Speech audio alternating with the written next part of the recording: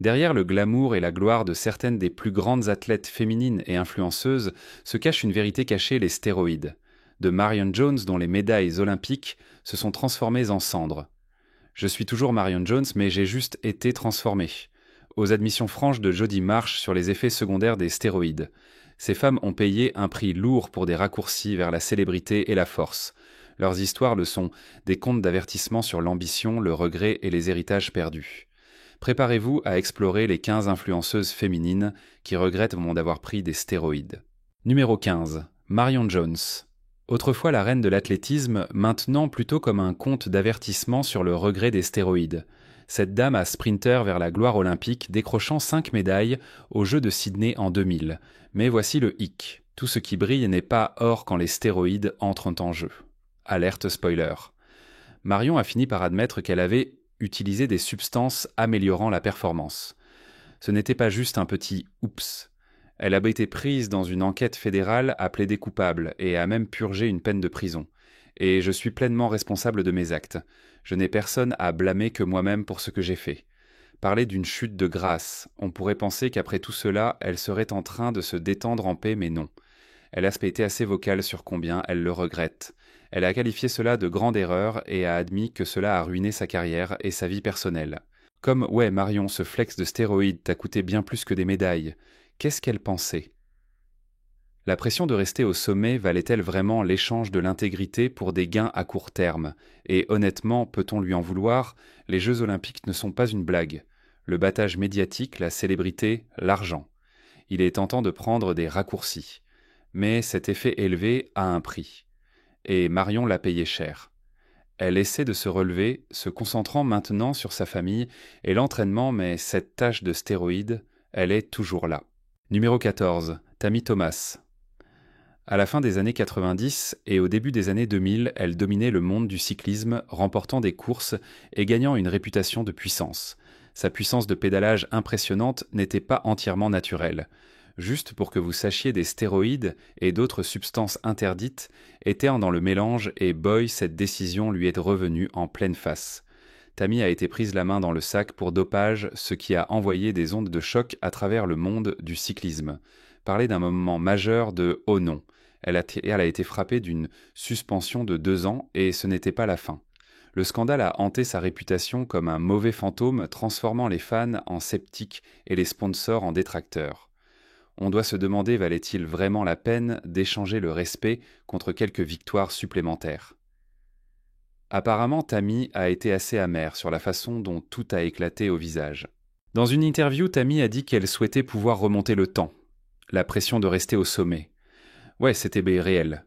Mais les retombées l'étaient aussi. Perte de contrat, héritage terni et une bataille difficile pour regagner la confiance. Et honnêtement, est-ce que quelqu'un revient vraiment d'un scandale de dopage comme ça ? C'est comme essayer de monter une colline à vélo avec un pneu crevé. Super difficile et un peu embarrassant. Quelle est la leçon à retenir ? L'histoire de Tammy demande quand la compétition devient impitoyable, où tracez-vous la ligne ? Les stéroïdes peuvent vous booster un moment, mais finalement tout s'effondre. Numéro 13. Kelly White, une sprinteuse courant vers des rêves olympiques qui a brusquement vu son élan interrompu après avoir été surprise à se doper avec des stéroïdes. Kelly a été frappée d'une interdiction de 2 ans, ce qui signifie pas de Jeux olympiques, pour elle à Athènes. Au lieu de médailles d'or, elle collectionne maintenant les petites lignes de la disgrâce. Oh, et ai-je mentionné, elle a eu toutes les médailles qu'elle a remportées en 4 ans, retirées. Ces 3 médailles d'or de championnat du monde disparues, comme votre collation préférée qui disparaît quand vous ne regardez pas. Son jeu de dopage était tout un cocktail. Un stimulant, un mot fancy pour courir comme si votre vie en dépendait, un stéroïde sournois non détectable et l'hormone d'endurance érythropoïétine, essentiellement une expérience scientifique devenue folle. Et comment les autorités l'ont-elles attrapé ? Ce n'était pas sur la liste d'interdiction de l'AWF. Je traite ces affaires très soigneusement, à travers le tristement célèbre scandale du laboratoire BALCO. C'est le réseau de stéroïdes qui a été le ventre obscur du sport pendant des années. Un peu comme le magasin de proximité flou que tout le monde prétend ne pas connaître mais dont tout le monde achète. Kelly ne s'est pas battue. Non, elle a reconnu en quelque sorte. Elle a dit qu'elle avait fait de mauvais choix, ce qui est une manière polie d'admettre qu'elle a pris un raccourci à travers les règles. Au moins elle essaie de nettoyer le sport, dit-elle, ce qui est noble ou juste un bon coup de relations publiques. Numéro 12, Rachel McLish, la reine Auger du bodybuilding féminin qui a essentiellement posé les bases pour que les femmes soulèvent des poids dans les années 80. Elle ne faisait pas que fléchir des muscles. Elle brisait les frontières culturelles, montrant que les femmes pouvaient être fortes et magnifiques à la fois. Ça sonne légendaire, non? Eh bien, retenez vos chevaux, parce que même le parcours de Rachel n'est pas sans ses ombres de stéroïdes. Rachel était une pionnière remportant la toute première compétition de Miss Olympia en 1981 et décrochant un autre titre en 82. Derrière tout ce glamour et ces muscles, les stéroïdes ont joué leur rôle. Ouais, Rachel a admis que le monde du bodybuilding était, disons, amélioré par des boosters de performance. Choquant non un peu attendu quand on compétitionne à ce niveau. Mais voici le truc, elle a ensuite réfléchi à ce choix avec beaucoup de regrets. On doit se demander le hustle des stéroïdes, en valait-il la peine? Rachel a souligné comment ces substances ont affecté sa santé et ont apporté une tonne de pression pour maintenir une silhouette irréaliste. Le corps parfait. Plus comme la tempête parfaite de risques. De plus, l'industrie elle-même poussait les femmes vers ce look dopé, donc ce n'était pas juste un choix personnel, c'était la survie du plus apte édition stéroïde. Numéro 11, Corey Everson. Une puissance qui a essentiellement réécrit les règles du bodybuilding féminin dans les années 80. Championne de Miss Olympia à 6 reprises, la définition même du muscle, avec une touche de grâce et une icône totale dans le monde du fitness. Mais voici le thé. Même le parcours de Corey n'était pas que soleil et shakes protéinés. Ouais, les stéroïdes ont joué un rôle sournois. Et elle ne brandit pas exactement ce drapeau fièrement aujourd'hui. Corey était grande sur l'acceptation de ce qu'elle appelle la muscularité féminine équilibrant force et féminité, d'une manière qui a fait réfléchir les gens sur l'apparence des corps féminins. Mais twist de l'intrigue à une époque où le jeu des muscles devenait plus intense et bien dopé, Corey a admis que les stéroïdes faisaient un peu partie de l'affaire. Mais elle a été assez franche sur les inconvénients, contrairement à certains qui gardent le silence.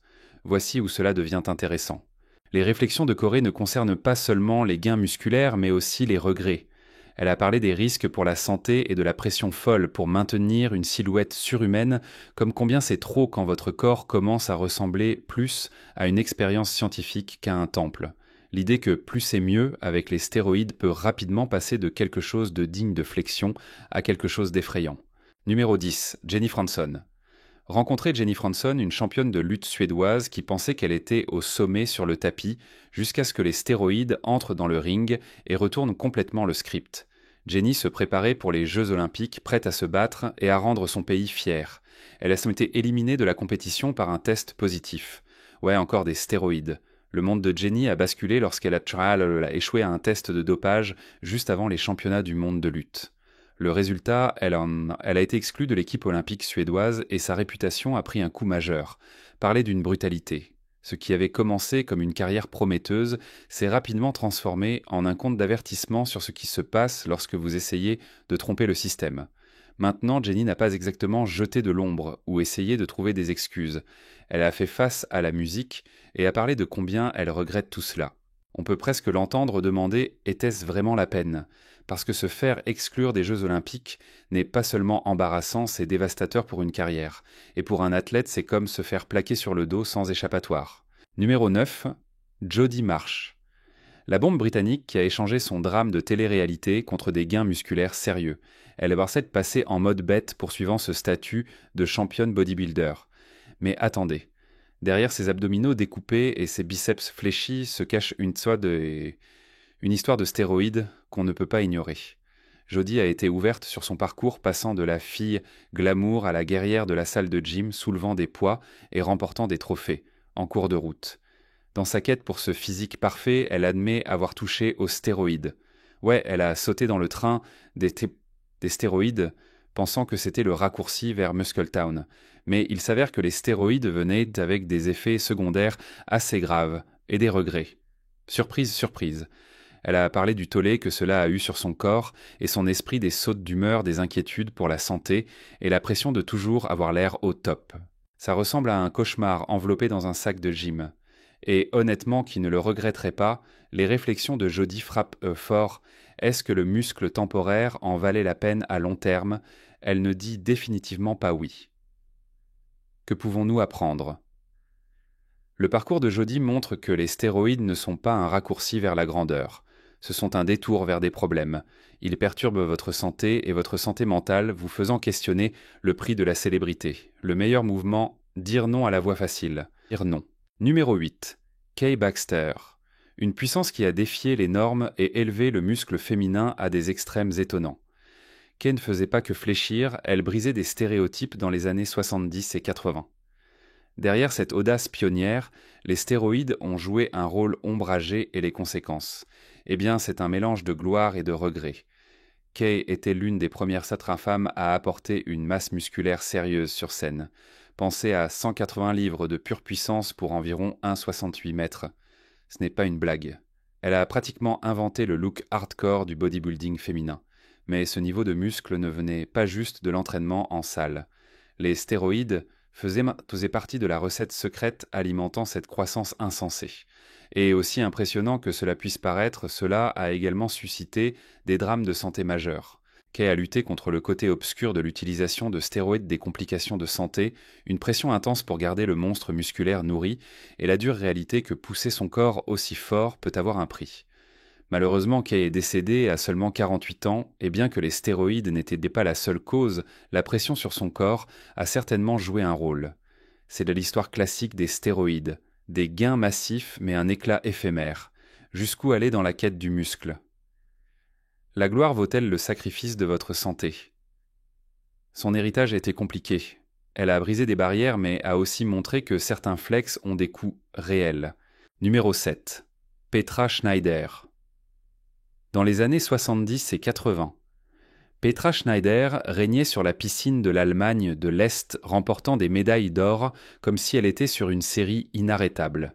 Il s'avère que son succès était dopé par des stéroïdes grâce au tristement célèbre programme de dopage sponsorisé par l'État. Parler de nager avec un sérieux piège. Petra a dominé le 400 mètres 4 nages, pulvérisant des records du monde les uns après les autres. Mais des années plus tard, les portes se sont ouvertes et il a été révélé que l'équipe de natation est-allemande avait été remplie de substances améliorant la performance souvent sans la pleine connaissance des athlètes. Ouais, c'est un moment majeur de yikes. Petra elle-même a admis que les stéroïdes lui donnaient un avantage déloyal et honnêtement, il est difficile de contester cela. Petra a parlé de la façon dont le programme de dopage n'était pas seulement une question de victoire. C'était une question de contrôle et de sacrifice, et sa santé, son corps, son intégrité.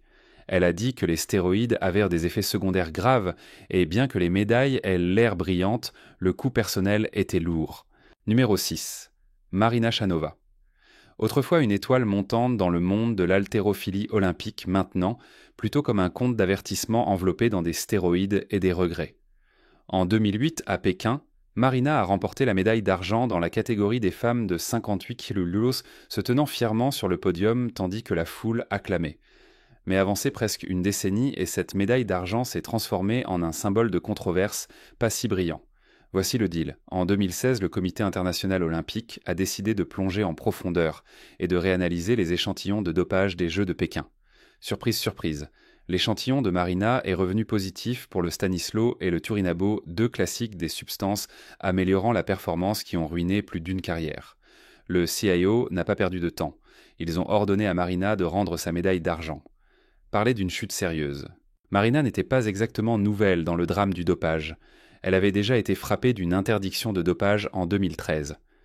Alors quel est le deal? L'attrait de la gloire valait-il vraiment le risque de tout perdre 2 fois? C'est comme essayer de jouer au même jeu après avoir été pris la première fois et espérer que personne ne remarque. Alerte spoiler, les gens ont remarqué. La situation de Marina est l'exemple parfait des stéroïdes offrant un coup de pouce rapide mais laissant un mal de tête à long terme. Bien sûr, vous pourriez soulever plus lourd et vous sentir inarrêtable pendant un moment, mais les retombées retirées des médailles, disgrâce publique et un héritage éternellement assombri par le scandale. Et pour un athlète, perdre vos médailles est une chose, mais perdre votre crédibilité, c'est la véritable perte de poids. Lourd. Jusqu'où iriez-vous pour une médaille qui pourrait ne pas durer? L'histoire de Marina est un rappel fort que cela ne vaut pas la peine.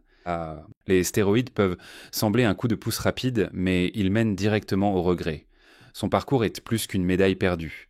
C'est une leçon sur ce que coûtent vraiment les raccourcis. Numéro 5. Dawn. Marie de Mota. Maintenant parlons de Dawn Marie de Mota, la diva de la lutte de la WWE qui est passée de la mise au sol de ses adversaires à la lutte avec ses propres regrets liés aux stéroïdes. Dawn n'était pas juste une lutteuse, elle était une favorite des fans connue pour sa personnalité flamboyante et ses mouvements audacieux dans le ring. Mais en coulisses, ouais, les stéroïdes ont fait une apparition qu'elle a ensuite admise comme un moment majeur de Qu'est-ce que je pensais. La confession de stéroïdes de Dawn est sortie après des années de déni. Et honnêtement, c'était un retournement de situation que personne n'a vu venir. Ou peut-être que tout le monde s'y attendait un peu. Dans le monde de la lutte professionnelle, la pression pour avoir l'air découpé, rester fort et performer comme un super-héros est insensée. Donc Dawn a sauté dans le train des stéroïdes, espérant que cela la garderait en forme pour le combat. Mais alerte spoiler, ce raccourci a eu un prix élevé. Dans des interviews, Dawn n'a pas enjolivé les retombées. Elle a parlé de la façon dont les stéroïdes ont perturbé son corps et son esprit, comment les gains rapides étaient totalement éclipsés par les regrets à long terme. C'est comme croquer dans une barre chocolatée qui a un goût sucré mais vous laisse avec un crash de sucre qui dure des années. De plus, le monde de la lutte est impitoyable en matière d'image et de stigmatisation des stéroïdes. Ouais, c'est un tueur de carrière. L'histoire de Dawn ne concerne pas seulement les stéroïdes, c'est à propos des pressions auxquelles les influenceuses féminines sont confrontées pour essayer de répondre à des attentes folles. La question est quand la quête de ce look parfait devient-elle trop et le risque en vaut-il vraiment la peine ? Les admissions honnêtes de Dawn sont une conversation rafraîchissante dans une industrie qui consiste souvent à prétendre que tout est parfait. Numéro 4. Nicole Bass, de championne de bodybuilding à superstar de la WWE. La carrière de Nicole Bass a décollé, mais les stéroïdes ont jeté une ombre difficile sur son héritage. Nicole ne faisait pas que fléchir des muscles, elle brisait des stéréotypes en tant que l'une des lutteuses les plus dominantes des années 90 et 2000. Mais derrière cette force imposante et ce personnage féroce, les stéroïdes ont joué un rôle en coulisses. Et disons juste que les conséquences étaient loin d'être une victoire. Le parcours de Nicole était sauvage. Elle a trouvé sa place dans la lutte, mesurant 1,88 mètres et pesant plus de 110 kg alors. Définitivement pas votre diva moyenne, mais avec une telle taille et un tel muscle, la pression pour rester au top était intense. Des rumeurs et des rapports ont ensuite révélé qu'elle avait pris des stéroïdes pour maintenir son cadre massif. Les stéroïdes l'ont peut-être aidé à apporter cet effet « waouh », mais le coup. Oh, c'était réel, y compris des problèmes de santé graves. Avancé jusqu'en 2017 et la tragédie a frappé. Nicole a été décédée d'un AVC massif à seulement 52 ans. Beaucoup ont pointé du doigt l'impact à long terme de l'utilisation de stéroïdes combiné à l'impact physique que la lutte a eu sur son corps. C'est un rappel sobre que ces raccourcis entraînent des conséquences qui ne peuvent pas être effacées. Au-delà des stéroïdes, la vie de Nicole a été marquée par des combats, y compris un procès très médiatisé contre la WWE pour agression. Elle a combattu dur à l'intérieur et à l'extérieur du ring, mais l'histoire des stéroïdes jette une longue ombre. Cela vous fait vous demander le prix de ses muscles et de sa célébrité en valait-il vraiment la peine ? Combien sacrifions-nous en poursuivant la force et la célébrité, surtout lorsque le coût pourrait être notre santé ou même notre vie ? L'histoire de Nicole ne concerne pas seulement les stéroïdes. C'est à propos de la dure réalité de repousser les limites dans un monde qui exige plus grand, plus fort, mieux, peu importe quoi. Numéro 3. Heike Drexler. Un nom qui brillait autrefois sur le circuit olympique d'athlétisme, mais maintenant moins. Elle était la fille d'or de l'Allemagne dans les années 80 et 90, connue pour pulvériser des records avec ses sauts en longueur et ses sprints. Mais oh là là, le glamour n'était pas tout naturel. Derrière ce conte de médailles se cachait un nuage sombre d'utilisation de stéroïdes dont elle n'a jamais pu se défaire complètement. Vous voyez, Heike a concouru pour l'Allemagne de l'Est à une époque où les stéroïdes n'étaient ni pas seulement chuchotés, ils faisaient essentiellement partie du manuel d'entraînement. Le programme de dopage, sponsorisé par l'État, remplissait les athlètes de substances améliorant la performance comme si cela allait de soi. Et oui, Heike était impliquée. Même si elle n'a jamais avoué ouvertement, il existe de nombreuses preuves et témoignages suggérant qu'elle était sous stéroïdes. Mais voici le hic. Le monde de l'athlétisme ne peut toujours pas décider s'il veut la renier complètement ou la garder au Hall of Fame. Parler de signaux mixtes. L'histoire de Heike soulève la difficile question de gagner à tout prix.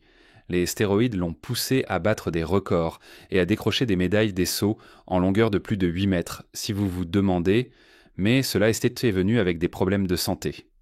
Son héritage, comme sprinter 100 mètres avec une chaîne qui vous retient. Et l'ironie, malgré toute la fumée autour de son passé de dopage, Heike a gardé une image publique plutôt propre, évitant les admissions directes et gardant ses médailles. Numéro 2. Katharina Witt. La reine de la patinage artistique est allemande qui a tournoyé vers l'histoire olympique. Connue pour sa grâce sur la glace et sa compétitivité féroce, Witt était le visage du patinage artistique dans les années 80. Mais sous ses routines impeccables se cache un nuage qui a été difficile à couvrir les murmures et les ombres de l'utilisation de stéroïdes pendant son temps de compétition pour l'Allemagne de l'Est. Maintenant, Katharina n'a pas ouvertement admis s'être dopée, mais toute la machine sportive allemande était notoirement dopée avec des stéroïdes sponsorisés par l'État. Nous parlons d'un système où les athlètes étaient essentiellement traités comme des expériences scientifiques. L'ère de Witt n'était pas exactement l'image propre et pure que les fans de patinage voulaient croire. Donc la question se pose. Combien de ce scintillement venait du talent et combien venait de l'aiguille? Witt a été vocale sur les récents scandales de dopage dans le patinage artistique, surtout après la controverse de Kamila Valieva qui a secoué les JO de 2022.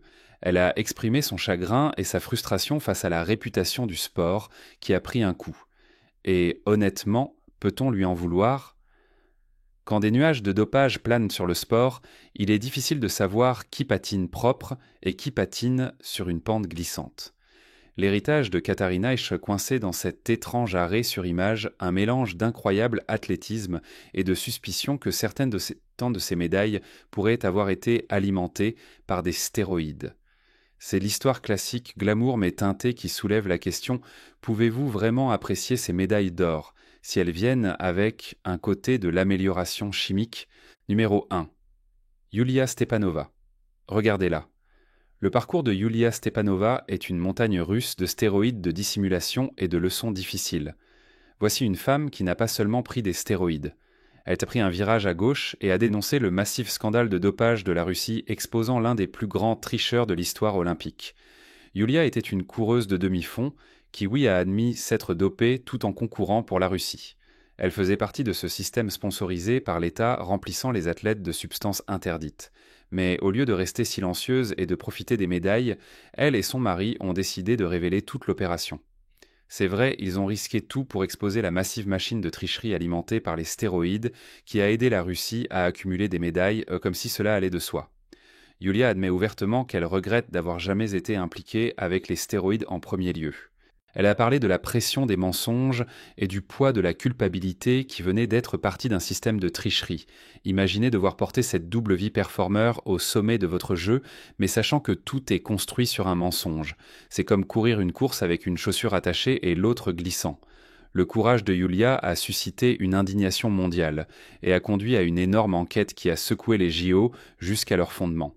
Mais cela l'a aussi laissée dans une situation délicate, dépouillée de médailles, bannie de la compétition et étiquetée comme traîtresse par son propre pays. Le parcours de Yulia Stepanova est une forte dose de regret, liée aux stéroïdes mélangés avec du courage. Merci de votre attention. Si cette vidéo a retenu votre attention, veuillez lui donner un pouce en l'air, partagez vos pensées dans les commentaires et vous abonner pour plus d'histoires révélatrices. N'oubliez pas d'activer la cloche pour rester informé de nos dernières publications. À la prochaine fois.